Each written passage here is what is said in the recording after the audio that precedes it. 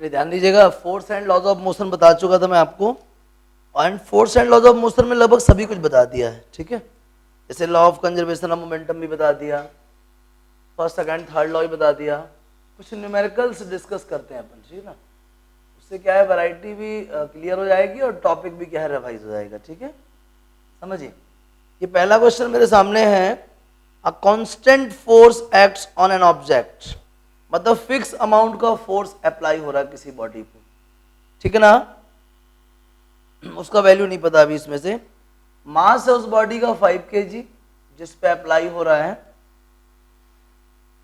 और 2 सेकंड तक अप्लाई हो रहा है, और इसकी जो वेलोसिटी है बॉडी की, 5 किलोग्राम वाली बॉडी की जो वेलोसिटी है वो चेंज हुई है। पहले थी 3 मीटर पर सेकेंड, अब कितनी हो गई है, 7 metre per second. Find the magnitude of the applied force, force आपको फाइंड करना है। बात को बहुत ध्यान से समझिएगा, जब भी हम किसी बॉडी पे फोर्स एक्सर्ट करते हैं तो या तो वो एक्सेलरेट होती है या फिर वो डेसेलरेट होती है, मतलब या तो उसकी वेलोसिटी इंक्रीज हो जाती है या उसकी वेलोसिटी डिक्रीज हो जाती है। कहने का मतलब है फोर्स एक्सर्ट करने पे बॉडी एक्सेलरेट होती है, और इसलिए फोर्स का फॉर्मूला भी क्या होता है, मास इनटू एक्सेलरेशन। एज क्या होता है फोर्स का फॉर्मूला, मास इनटू एक्सेलरेशन। और एक्सेलरेशन किसको बोलते हैं भाई, change in velocity upon time. Acceleration किसको बोलते हैं, चेंज इन वेलोसिटी अपॉन क्या, टाइम। समझिएगा, मास की वैल्यू कितनी है, 5 kg, पहले वेलोसिटी 3 थी, अब 7 हो गई है। कितनी चेंज हुई, 7 - 3 मीटर पर सेकेंड। और ये सब कब हुआ, 2 सेकेंड में हुआ। क्या देखा आपने,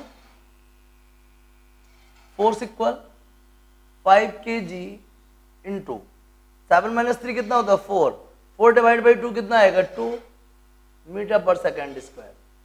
तो फोर्स कितना होगा, 10 kg metre per second square. और kg metre per second square को हम क्या बोलते हैं, न्यूटन बोलते हैं। तो फोर्स कितना आ गया भैया, 10 न्यूटन आ गया। कितना आ गया, 10 न्यूटन। इस तरीके से हम किसी बॉडी इसका मास 5 kg है, अगर कोई फोर्स 10 न्यूटन एक्सर्ट करेंगे तो उसकी वेलोसिटी 3 से क्या हो जाएगी, 7 हो जाएगी 2 सेकंड में। आया समझ में, कितना फोर्स आया भाई, 10 न्यूटन आ गया। कुछ मुश्किल लग रही है क्या, बताओ, आ गया समझ में। नोट कर लीजिए प्लीज, फिर नेक्स्ट क्वेश्चन देखते हैं। नोट कीजिए, काफी आसान है, घबराने की जरूरत नहीं है, बस क्वेश्चन पढ़िए और कोशिश कीजिए। मिटाए इसको। अब सेकंड क्वेश्चन में आते हैं। सेकंड में लिखा है, which would require a greater force accelerating a 2 kg mass at 5 metre per second square और a 4 kg mass at 2 metre per second square. देख लेते हैं भैया, एक ब्लॉक है 2 kg का, ठीक है ना, 2 kg का है ना, इसको मुझे एक्सेलरेट करना है 5 मीटर पर सेकेंड स्क्वायर से। तो अगर 2 kg को एक्सेलरेट करना है, किसी बॉडी को एक्सेलरेट करना है, तो क्या करना पड़ता है, फोर्स अप्लाई करना पड़ता है। कितना फोर्स लग गया भाई, F1 फोर्स लग गया। दूसरा बॉडी है कितने kg का, 4 kg का, इसको भी एक्सेलरेट करना है, किस अमाउंट से, 2 मीटर पर सेकेंड स्क्वायर से। बॉडी को एक्सेलरेट करना है मीन्स फोर्स अप्लाई करना पड़ेगा। इस पे मान लीजिए F2 फोर्स लग रहा है। अगर मैं मेजर करूं F1 की वैल्यू, तो फोर्स का फॉर्मूला होता है मास इनटू एक्सेलरेशन। इस बॉडी का मास कितना है, 2, और एक्सेलरेशन कितना है, 5। कितना आ गया भैया, 10 न्यूटन। इस बॉडी के लिए देख लीजिए, मास कितना है, 4, और एक्सेलरेशन कितना है, 2। कितना आ गया भैया, 8 newton. As F1 is greater than F2, तो इस बॉडी को इस एक्सेलरेशन से एक्सेलरेट करने के लिए ज्यादा फोर्स की रिक्वायरमेंट होगी, और इसको एक्सेलरेट करने के लिए कम फोर्स की रिक्वायरमेंट होगी। आया समझ में, कोई मुश्किल है, नहीं ना। नोट कर लीजिए प्लीज, ये सेकंड क्वेश्चन आ रहा समझ में, नहीं आ रहा। अब देखिए थर्ड प्रॉब्लम, और भी अच्छा क्वेश्चन है, नोट कर लीजिए प्लीज। घबराने की बिल्कुल भी जरूरत नहीं है, क्वेश्चन बिल्कुल भी डिफिकल्ट नहीं है, बेहद आसान है, थोड़ा कोशिश करने की जरूरत है। नोट कीजिए प्लीज। अब आते हैं थर्ड प्रॉब्लम में, बहुत ही आसान है। जो मैंने आपको नोट्स भेजा है ना, उस नोट्स में एक्सरसाइज में बहुत सारे न्यूमेरिकल्स हैं। ये जो मैं क्वेश्चंस बता रहा हूँ ना, ये उनकी वैरायटी है। इनको बताने के बाद वो जो नोट्स में क्वेश्चंस आए हैं ना, नोट्स के आखिरी में एक्सरसाइज गिवन है, उस एक्सरसाइज के न्यूमेरिकल्स सॉल्व करके आप मुझे मैसेज करोगे। हर हाल में करना ही होगा ये चीज़, ठीक है ना। और जो भी नहीं आ रहे हैं ना, उनको तुरंत मेरे से पूछिए कि सर फला प्रॉब्लम मेरे से नहीं आ रहा है ना। चलिए देखिएगा next question. A motor car is moving with a velocity of 108 kilometre per hour. एक गाड़ी है वो इनिशियली मूव कर रही है 108 किलोमीटर पर आवर से, ठीक है भाई। चलो हम चाहते हैं पहले नंबर इसको मीटर पर सेकंड में कन्वर्ट कर लें। तो 108 किलोमीटर मतलब 1000 मीटर, आर मतलब कितना 3600 सेकेंड। ये 0 0 कैंसिल हो जाएगा, ठीक है ना। 108 ही है ना, 36 3 108, कितना आ गया भाई 30 मीटर पर सेकेंड। आगे आइए, it takes 4 second to stop. कितना टाइम लेती है 4 सेकेंड लेती है, किसमें स्टॉप होने में। मतलब फाइनल वेलोसिटी क्या है 0। फाइनली गाड़ी तो रुक ही रही है ना, स्टॉप हो रही है, तो फाइनल वेलोसिटी क्या हो गई 0। इनिशियल वेलोसिटी मिल गई, फाइनल मिल गई और टाइम मिल गया। Calculate the force exerted by the breaks on the body of, या जो पूरी व्हीकल का जो मास है वो कितना गिवन है 1000 kg। चलिए बात को समझिएगा। सबसे पहले समझें हुआ क्या। पहले जो गाड़ी है वो 30 मीटर पर सेकंड से मूव कर रही थी, 4 सेकेंड्स में वो गाड़ी स्टॉप हो गई। मतलब ड्यूरिंग द 4 सेकेंड वो गाड़ी कंटिन्यूसली क्या हो रही थी, डेसिलरेट हो रही थी, और फाइनली उसकी वेलोसिटी क्या हो गई 0 हो गई। उसकी वेलोसिटी क्या हो गई 0 वेलोसिटी हो गई। अगर उस बॉडी का मास 1000 kg है, तो हमें पता करना है कि ब्रेक के थ्रू कितना फोर्स एक्सर्ट किया गया है। समझिएगा, फोर्स का फॉर्मूला क्या, मास इनटू एक्सेलरेशन। और हम जानते हैं एक्सेलरेशन क्या कहलाता है भाई, एक्सेलरेशन कहलाता है change in velocity with reference to time, कहलाता है ना। चलिए बात करते हैं, मास का वैल्यू कितना है बताइए 1000 kg। फाइनल वेलोसिटी कितनी हो गई है 0। इनिशियल कितनी है बोलो 30, और टाइम कितना लगा बोले 4 सेकेंड न्यूटन।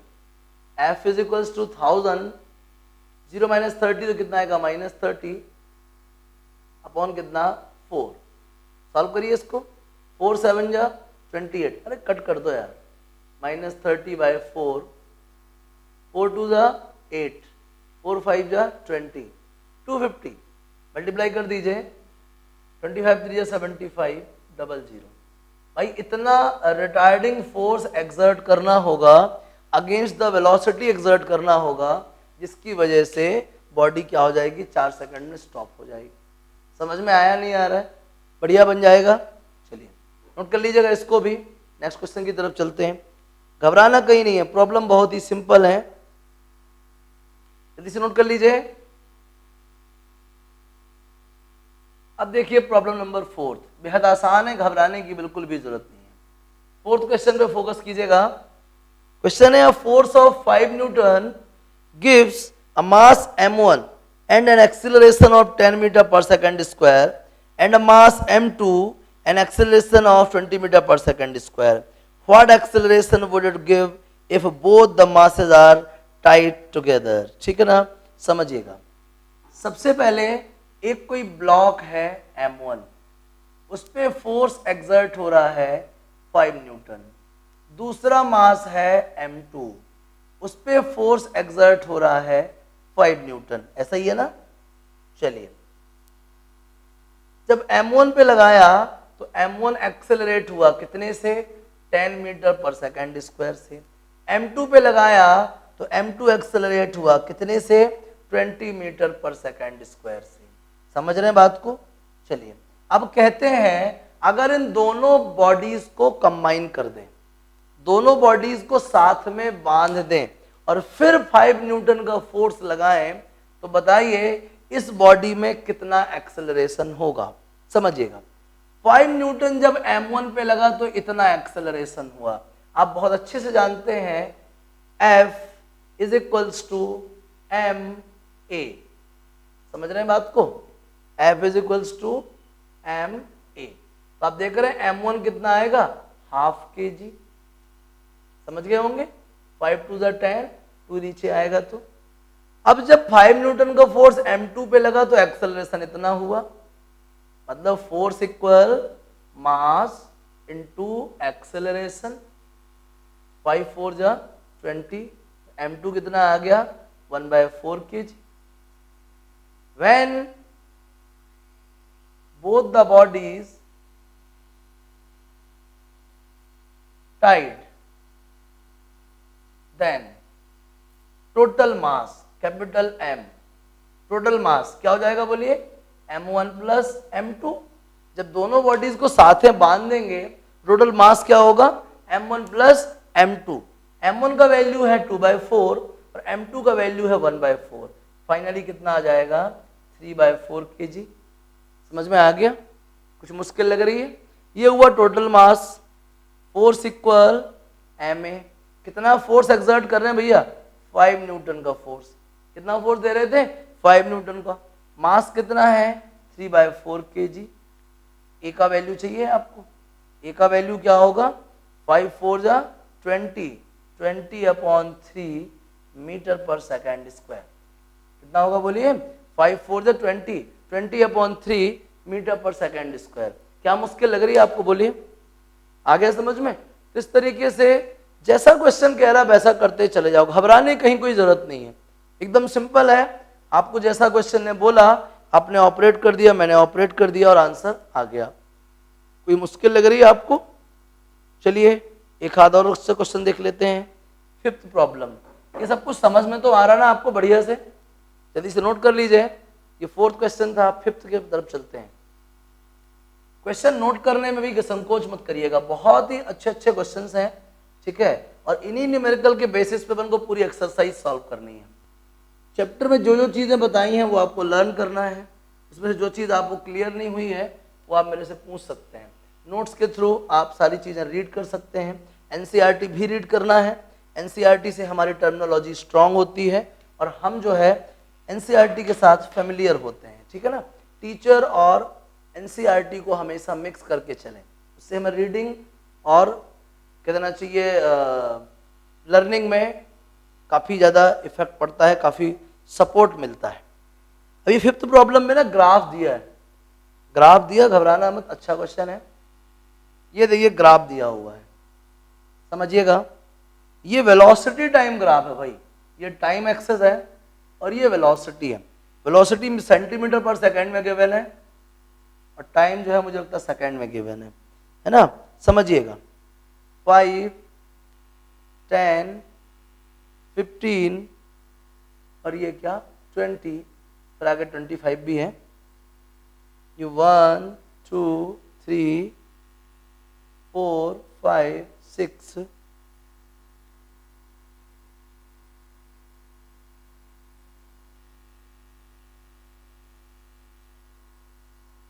ग्राफ थोड़ा सा मजेदार बनाना है। यहाँ पे 10 है, फिर इसके बाद भी आगे 11 है, 9 8 7 6 5 4 3 2 1। क्लियर, समझिएगा। The velocity time graph, velocity time graph, दो चीजें क्लियर हो गई। वेलोसिटी टाइम ग्राफ हमको क्या बताता है, सबसे पहले तो स्लोप। वेलोसिटी टाइम ग्राफ का स्लोप क्या बताता है, एक्सेलरेशन। दूसरा एरिया, वेलोसिटी टाइम ग्राफ का एरिया क्या बताता है, डिस्प्लेसमेंट। मैंने आपको पढ़ाया ना मोशन चैप्टर में, वेलोसिटी टाइम ग्राफ का एरिया क्या बताता है, डिस्प्लेसमेंट, और वेलोसिटी टाइम ग्राफ का स्लोप क्या बताता है, एक्सेलरेशन। तो वेलोसिटी टाइम ग्राफ गिवन है, आप दोनों चीजें फाइंड कर सकते हैं, एरिया भी फाइंड कर सकते हैं और क्या फाइंड कर सकते हैं, स्लोप भी फाइंड कर सकते हैं, मतलब एक्सेलरेशन भी फाइंड कर सकते हैं और डिस्प्लेसमेंट भी। क्वेश्चन में गिवन है a body of mass 20 gram moving along the straight line on the table। Body given है 20 ग्राम की। how much force does the table exert on the ball to bring it to rest। ठीक है ना, उसको rest में लाने के लिए, रेस्ट में लाने के लिए टेबल जो है कितना फोर्स एक्सर्ट करेगी, अपोजिंग फोर्स एक्सर्ट करेगी। समझना, इनिशियली जो बॉडी की स्पीड थी वो 20 थी और आप खुद ही देख रहे हो कंटिन्यूअसली बॉडी की वेलोसिटी क्या हो गई, जीरो हो गई। कब हो गई जीरो भाई? 10 सेकंड में जीरो हो गई। कब हो गई जीरो बोलो? 10 सेकंड में। जीरो में क्या थी इसकी वेलोसिटी? 20 थी, और कंटिन्यूअसली इसकी जो वेलोसिटी है वो क्या हो रही है? रिड्यूस हो रही है। ये ग्राफ किस चीज को शो करता है? यूनिफॉर्मली डिक्रीजिंग को।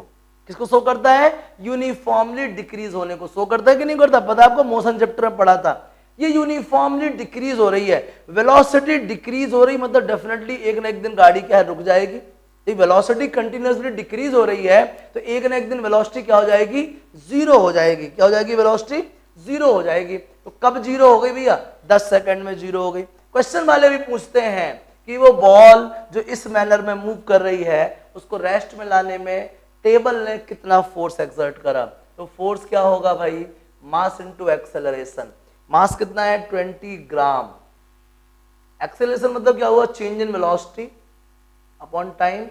ध्यान से देखिएगा, इनिशियली उसकी वेलोसिटी कितनी थी? जीरो। फाइनली 20। फाइनली तो फाइनल वेलोसिटी कितनी हो गई उसकी? जीरो। इनिशियली कितनी थी? 20। और ये सब कितने देर में हुआ? 10 सेकंड में हुआ। कितनी देर में हुआ बताइए? 10 सेकंड में। 10 सेकंड लगे ना यार, ये इस वेलोसिटी से जीरो वेलोसिटी तक लाने में। यहाँ पे वेलोसिटी क्या है? जीरो, ठीक है ना? जीरो वेलोसिटी लाने में 10 सेकंड लग गए। समझिएगा, F equal 2/100 into -20/10 Newton. Cancel हो जाएगा। F इक्वल -4/100 मतलब -0.04 न्यूटन। इतना फोर्स लगाया टेबल ने उस छोटी सी बॉल को रेस्ट में लाने में। आया समझ में? कुछ मुश्किल लग रही क्या बताइए? यूनिफॉर्मली चेंज हो रहा था, तो ग्राफ की हेल्प से इस तरीके से आपने क्या फाइंड कर लिया? फोर्स फाइंड कर लिया। तो कुछ भी मुश्किल लग रहा है क्या? नहीं ना? अगर आपको मोशन चैप्टर बनता होगा तो डेफिनेटली लॉज ऑफ मोशन भी बनेगा ही बनेगा। समझ आ गया? क्लियर हो गया? इसको बढ़िया से नोट कर लीजिए और जो भी डाउट है मुझे कॉल मैसेज कीजिए। क्लियर है? नोट कीजिए प्लीज।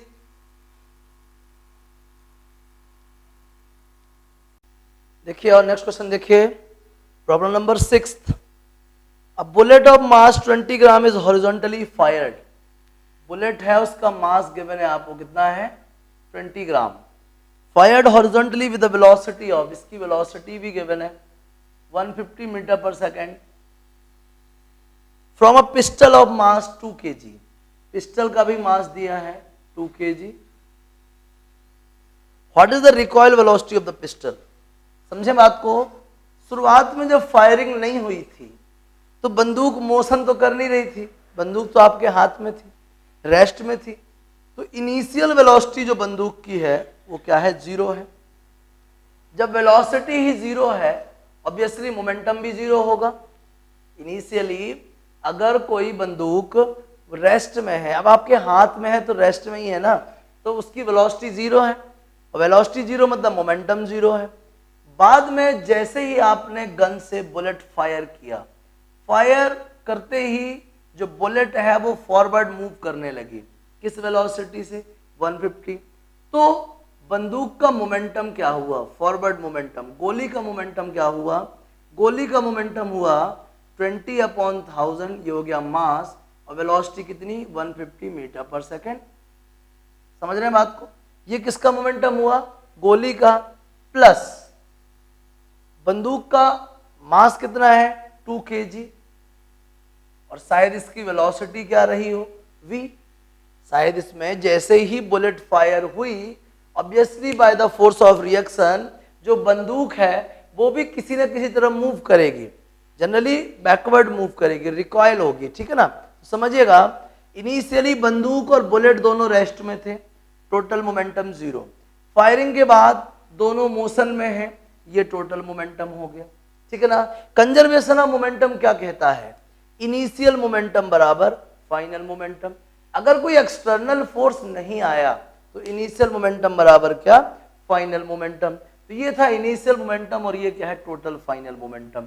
इसको ट्रांसपोज कर दीजिए, -2 × v, इधर पे ये जीरो कैंसिल, ये zero cancel, 2 × 5 = 10, 5 × 3 = 15, 3 kg metre per second. और यहाँ तो kg है ही, kg से kg कट जाएगा, तो v इज इक्वल्स टू क्या आ गया? -3/2 मीटर पर सेकेंड। मतलब माइनस 1.5 मीटर पर सेकेंड। क्या समझा आपने?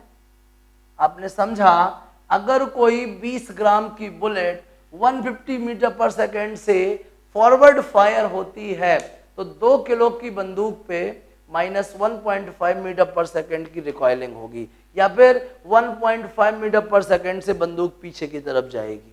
आ गया समझ में? किस पे बेस्ड था भाई ये?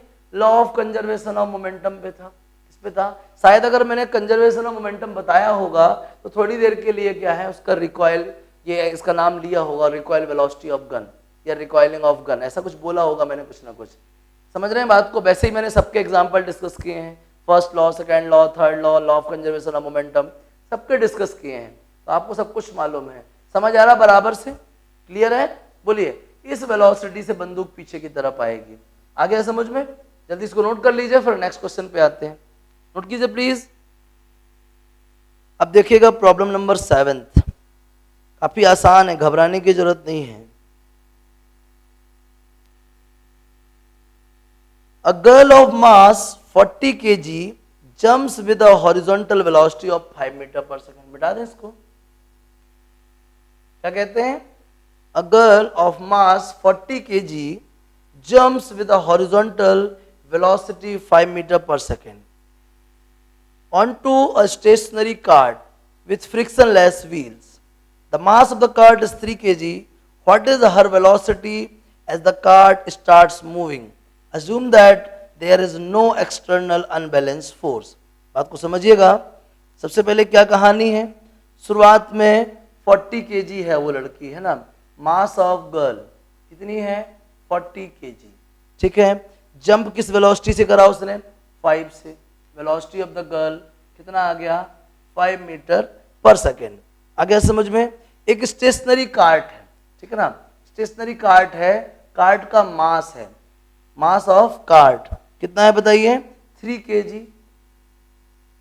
समझ रहे हैं बात को? अभी वो स्टेशनरी है, उसकी वेलोसिटी क्या होगी? 0 होगी। वेलोसिटी क्या होगी? 0 होगी। समझ रहे हैं बात को? आगे समझिएगा। हुआ क्या कि थोड़ी देर के बाद अचानक से कार्ट ने चलना स्टार्ट कर दिया। कार्ट ने क्या स्टार्ट कर दिया? चलना स्टार्ट कर दिया। समझिएगा बात को। इनिशियली ये मास ऑफ द गर्ल था, ये वेलोसिटी ऑफ द गर्ल थी, ये मास ऑफ द कार्ट था, ये वेलोसिटी ऑफ द कार्ट थी इनिशियली। आफ्टर सम टाइम या after interaction cart starts moving with certain velocity. मैं उस वेलोसिटी को क्या लेट कर सकता हूं? वी लेट कर सकता हूं। समझ रहे हैं बात को? फाइनली जो है कार्ट किसी पर्टिकुलर वेलोसिटी से मूव करने लग जाता है। तो आप बताइए कि आखिर वो वेलोसिटी होगी क्या? समझ रहे हैं बात को? कोई एक्सटर्नल फोर्स नहीं आया अभी तक, किसी एक्सटर्नल फोर्स का जिक्र नहीं है। मतलब initial momentum is equals to final momentum. बात को समझिएगा। Initial momentum is equals to final momentum. Initially girl का मोमेंटम कितना है? 40 × 5, ठीक है, प्लस कार्ट का मोमेंटम कितना है? 0। क्यों भाई? कार्ट की वेलोसिटी 0 है और मोमेंटम का फॉर्मूला होता है product of mass and velocity. तो मास तो है, वेलोसिटी 0 है, 0 से इंटू करेंगे तो 0 हो जाएगा। फाइनल। अब फाइनली जो है गर्ल कार्ट पे है, तो गर्ल और कार्ट दोनों मूवमेंट करना स्टार्ट कर दिए हैं किसी सर्टेन वेलोसिटी v से। तो समझ लीजिए अब दोनों का मास कितना हो चुका है? 43 kg। गर्ल का मास 40 kg था और कार्ट का मास 3 kg था। टोटल कितना मास हो गया? 43 kg। और किस वेलोसिटी से मूव कर रहा है? v वेलोसिटी से मूव कर रहा है। किस वेलोसिटी से मूव कर रहा है बोलिए? v वेलोसिटी से मूव कर रहा है। 40 × 5 कितना होता है बोलिए? 200। 43v। तो v की वैल्यू कितनी आ गई भैया? 200/43। तो फाइनली वो जो कार्ट है किस वेलोसिटी से मूव कर रहा है? 200/43 मीटर पर सेकेंड से। क्या मुश्किल लग रही है आपको? बीच में कोई फोर्स इंट्रोड्यूस नहीं किया गया है, इसका मतलब है फोर्स एब्सेंट है। इसका मतलब initial momentum is equals to final momentum by the law of conservation of momentum. Initially momentum ये था और फाइनली ये हो गया, वेलोसिटी की वैल्यू निकल गई। कुछ मुश्किल लग रहा है क्या आपको? नहीं ना, है ही नहीं मुश्किल। बहुत ही सिंपल क्वेश्चन है, बेहद सिंपल क्वेश्चन है। आप तो बस क्वेश्चन पढ़िए और कोशिश शुरू कर दीजिए, बेहद आसान है, जल्दी से नोट कर लीजिए, फिर नेक्स्ट क्वेश्चन की बात करते हैं। नोट कीजिए प्लीज। प्रॉब्लम नंबर 8 देख लीजिए, अच्छा क्वेश्चन है। 8th क्वेश्चन,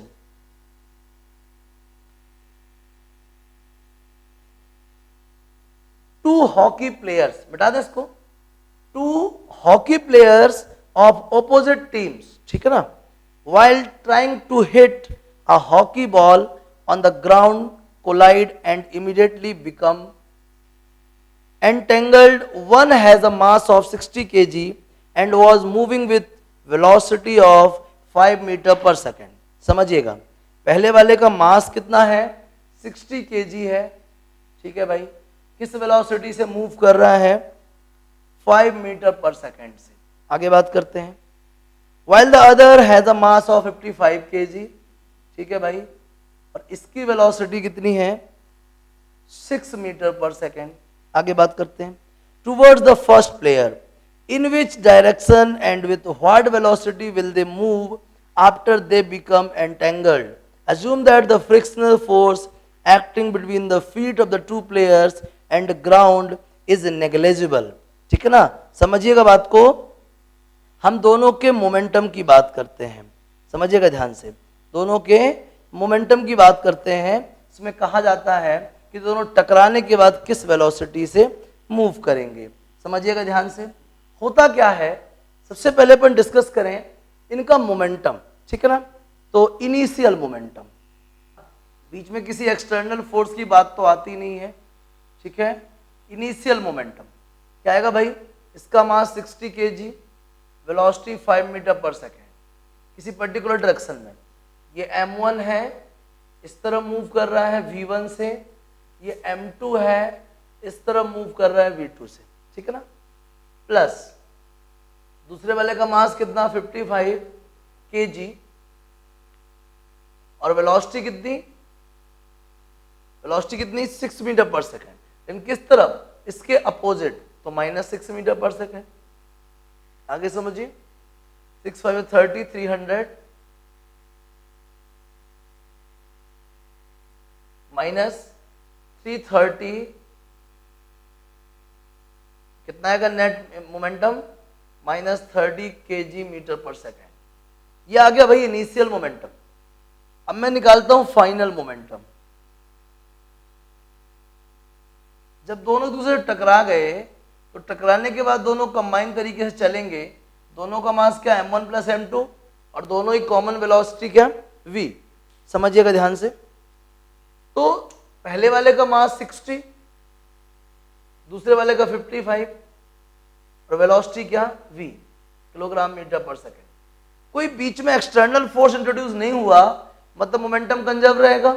इनिशियल मोमेंटम बराबर final momentum, -30 kg metre per second equals कितना आएगा इधर पे, वेलोसिटी की वैल्यू तो दी नहीं रखी, कितना आएगा इधर पे, 115 इंटू v kg, kg से kg कट जाएगा, तो v का वैल्यू कितना आएगा मालूम आपको, v का वैल्यू कितना आएगा, -30/115 मीटर पर सेकेंड। ये माइनस आ रहा है, हमने इस 5 को पॉजिटिव लिया था, मतलब हम कंसीडर कर रहे थे कि हमारी मोशन कहाँ है, अलोंग v1 है, कहाँ है, अलोंग v1। लेकिन जो v का रिजल्ट आ रहा है वो नेगेटिव आ रहा है, जो क्या कहना चाहता है कि किस तरफ जाएगा, इसके अपोजिट जाएगा। किसके अपोजिट जाएगा, v1 के अपोजिट जाएगा। मतलब किसकी डायरेक्शन में जाएगा, v2 की डायरेक्शन में जाएगा। किस डायरेक्शन में जाएगा, v2 की डायरेक्शन में। आया समझ में। अगर v1 लेफ्ट टू राइट था तो फाइनली जो कंबाइंड ऑब्जेक्ट है वो कहाँ जाएगा, राइट टू लेफ्ट जाएगा। कहाँ जाएगा, राइट टू लेफ्ट। ये नेगेटिव साइन यही शो करता है। 3 से डिवाइड हो जाएगा, 5 से हो जाएगा, 5 6 30, 5 2 10, 5 3 15, -6/23 मीटर पर सेकेंड आएगा। ये आ गया भाई। क्या अप्लाई करा मैंने, law of conservation of momentum apply करा। कुछ मुश्किल की बात तो नहीं है ना। Law of conservation of momentum की हेल्प से हमने ये फाइनल वेलोसिटी पता कर लिया कि दो बॉल्स जो हैं वो एंटेंगल्ड होने के बाद फाइनली किस वेलोसिटी से जाएंगे, 6/23 मीटर पर सेकेंड से। किस डायरेक्शन में? Along V2। किस तरफ? अलोंग V2, क्योंकि V2 की वेलोसिटी भी नेगेटिवली, ये भी नेगेटिव आ रही है, तो कहाँ जा रही है? Along V2। आ गया समझ में? क्लियर है? नोट कर लीजिए प्लीज, स्पीड से नोट कीजिए। चलिए, इसी के साथ जितना भी वैरायटी आपके सिलेबस में था, जितना भी एनसीईआरटी कंटेंट था, उससे रिलेटेड सारे टॉपिक, एग्जाम्पल्स तो मैंने बहुत सारे एक्स्ट्रा भी बता दिए हैं, और सारे न्यूमेरिकल्स आपके कंप्लीट हो चुके हैं। जो भी आपको डाउट लग रहा हो कि हाँ ये चीज़ समझ नहीं आई, ये समझ में नहीं आई, वो आप मेरे से पूछ सकते हैं। अब ना मैं कुछ एनसीईआरटी के इन टेक्स्ट डिस्कस करने जा रहा हूँ। इन टेक्स्ट समझिएगा ध्यान से, क्या क्या क्वेश्चंस हैं देखिएगा। सबसे पहले,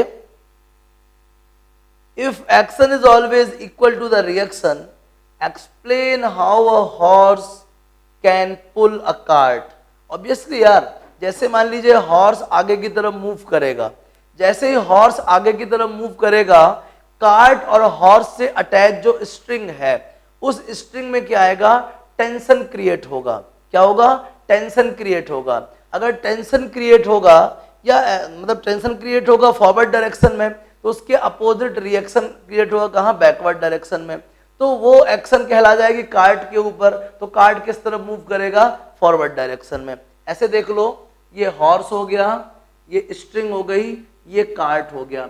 हॉर्स फॉरवर्ड, टेंशन बैकवर्ड, फिर ये टेंशन फॉरवर्ड, तो इस तरीके इसकी वजह से क्या है? ये कार्ट मूव करने लग जाएगी।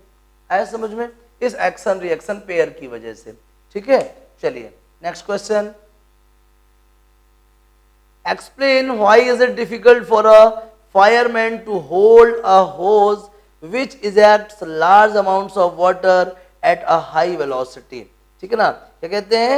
Why is it difficult for a fireman to hold a no hose which ejects large amount of water at a high velocity? Obviously यार, जब अचानक से हाई वेलोसिटी से वाटर आगे की तरफ जाएगा, तो वो हाथ पे ना क्या करता है? रिएक्शन फोर्स एक्सर्ट करता है। अगर वो वाटर इजेक्शन जो है अगर फॉरवर्ड डायरेक्शन में बहुत ही फास्ट है, देन डेफिनेटली वो रिएक्ट करता है पीछे की तरफ, जिससे अपन जो होज है ना उसको पकड़ नहीं पाते और हमारा हाथ पीछे की तरफ जाता है, चोट लगती है हमारे हाथ पे। ठीक है ना? तो हम उसको प्रॉपरली पकड़ नहीं पाते रिएक्शन की वजह से। किसकी वजह से? रिएक्शन की वजह से। चलिए आगे समझिएगा। From a rifle of mass 4 kg a bullet of mass 50 gram is fired with an initial velocity. Calculate the initial recoil velocity of the rifle. Simple है यार, ये तो क्या बताया था मैंने? Recoil velocity of rifle small m b plus capital M B is equal to 0। तो capital M B is equal to minus small m b, तो capital V is equal to minus small m upon capital M into कितना? V. जल्दी से value put कर दीजिए भैया। Bullet का मास कितना है? 50 ग्राम्स है। कितना है? 50 ग्राम, 50 अपॉन 1000। ठीक है ना? अच्छा, उसके बाद बुलेट का, इसका राइफल का मास कितना है? 4 kg है। ठीक है, इसकी वेलोसिटी कितनी है? बुलेट की वेलोसिटी 35 मीटर पर सेकेंड। देख लीजिएगा, 0 0 5 to the 10 20 5 4 20 5 7 35, v is equals to 7 upon 16 metre per second. ठीक है ना? समझ आ गया? 7 upon 16 मीटर पर सेकेंड, ये वेलोसिटी आएगी recoil velocity of the rifle. इस वेलोसिटी से राइफल बैकवर्ड जाएगी। और देख लीजिए, 2 objects of mass 100 gram and 200 gram are moving along the same line and direction with velocities of this respectively. They collide and after the collision the first object move at the velocity this, determine the velocity of the second. Simple है यार, ये तो हमने बताया था ना आपको, law of conservation of momentum. Initial momentum बराबर क्या? Final momentum. उनका जो कोलिजन हुआ है वो उनकी मोशन की वजह से हुआ है, ना कि किसी एक्सटर्नल फोर्स की वजह से। m1u1 plus m2u2 equal m1v1 plus m2v2। ये क्या है? टोटल इनिशियल मोमेंटम, और ये क्या है? Total final momentum. समझ रहे हैं बात को? पहले वाले का मास मालूम आपको कितना है? पहले वाले का मास है 100 ग्राम, उसकी वेलोसिटी कितनी है? 2 मीटर पर सेकेंड। दूसरे वाले का मास कितना है? 200 ग्राम, वेलोसिटी कितनी है? 1 मीटर पर सेकेंड। पहले वाले का मास कितना है? 100 ग्राम, किस वेलोसिटी से जाने वाला है? 1.67 मीटर पर सेकेंड से। दूसरे वाले का मास कितना है? 200 ग्राम। ठीक है ना? और इसकी वेलोसिटी अपन को पता नहीं है। सॉल्व कर लीजिए, 200 प्लस 200 यहाँ से कितना आएगा 167, 200v समझ आ रहा है ना। ये आएगा 400 माइनस 167, 200v सब्ट्रैक्ट कर दीजिए, कितना आएगा 233 इक्वल 200v। नहीं आ रहा समझ में, 200 क्या 33 आ गया, 7 3 10 6 3 9 1 10, तो v इज इक्वल टू कितना आएगा 233 अपॉन 200। चलो तो ये डेसिमल तो यहाँ आएगा 1.1, 2 6 12, 2 6 12, 1 बचेगा 2 5 10, वेलोसिटी कितनी आ गई 1.165। समझ में आ गया, इस वेलोसिटी से जाएगा दूसरा वाला। कितना सिंपल है, कुछ मुश्किल लग रही है क्या? नहीं ना। इस तरीके से आपका laws of motion chapter complete हुआ। होमवर्क डाल लीजिए, एनसीईआरटी की एक्सरसाइज पूरी करके भेजोगे आप। एनसीईआरटी कंप्लीट एक्सरसाइज मुझे शाम तक भेजनी है, हर हालत में कैसे भी करके। आया समझ में? पूरा कंप्लीट एक्सरसाइज 24 घंटे के अंदर करके भेजनी है। जो भी डाउट हो वो पहले भेजना है, कैसा भी डाउट हो मैं आपको क्लियर करूंगा, ठीक है ना। एनसीईआरटी बुक जरूर रीड करना है, ठीक है। फिर और डिफिकल्टीज होंगी तो मैं वापस से डिस्कस कर दूंगा। क्लियर है? नोट कर लीजिए प्लीज।